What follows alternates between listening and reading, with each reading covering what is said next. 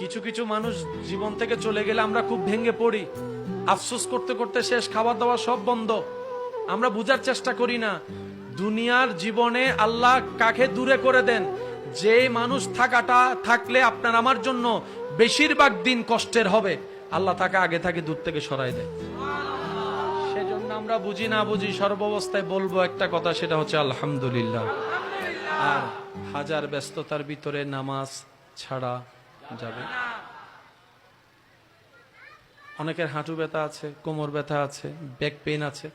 সমস্ত রোগের চিকিৎসা নামাজের বিভিন্ন কর্মের ভিতরে আল্লাহ রেখে দিয়েছেন। আমরা পাই না কেন? আমরা পারফেক্টলি করি না। যেমন শুধু আমি আপনাদেরকে এতটুকু বলবো, রুকু করতে হবে কিভাবে। কোমর এবং মাথা এমন পজিশনে যেতে হবে, পিঠের উপর এক গ্লাস পানি রাখলে যেন পড়ে না যায়। পিঠের উপর এক গ্লাস পানি রাখলে যেন, ঠিক এইরকম পিঠ পজিশন করে একটু সময় বাড়াই দিতে হবে। 5G গতির তসবিহ পড়লে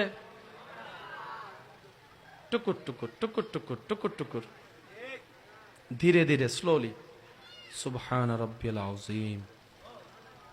একটু বিরতি দেন, সুবহান রাব্বিয়াল আযীম। আরেকটু বিরতি দেন, সুবহান রাব্বিয়াল আযীম। একাকি পড়লে তো 3 বারের চাইতে বেশি তসবিহ পড়ার সুযোগ আছে, পড়েন না? এটাই তো বড় সৌভাগ্য যে আল্লাহ আপনাকে আমাকে তসবিহ পড়ার সুযোগ দিয়েছেন। কত কোটি কোটি মানুষ তো সিজদাও দিতে পারে না, তসবিহ পড়তে পারে না, আপনি তো পড়তে পারছেন। আমরা পাওয়া না পাওয়ার অনেক হিসাব করি। আমি অদম ছোট্ট মানুষ হিসাবে আমার প্রেমিক, আমার ভালোবাসার মানুষদেরকে আমি একটা কথা বলবো, যে আমরা সব হিসাব বাদ দিই।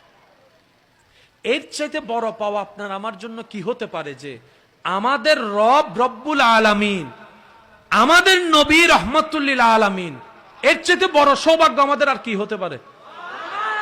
সমস্ত না পাওয়াকে যদি এক পাল্লায় রাখেন, আপনি যে একজন রবের মতো রব পেয়েছেন, নবী রহমতুল্লিল আলামিনের মতো একজন নবী পেয়েছেন, এই নিয়ামতের কোন শুকরিয়া আদায় করা আপনার আমার আমাদের পক্ষে আজীবন কাটাই দিল সম্ভব হবে।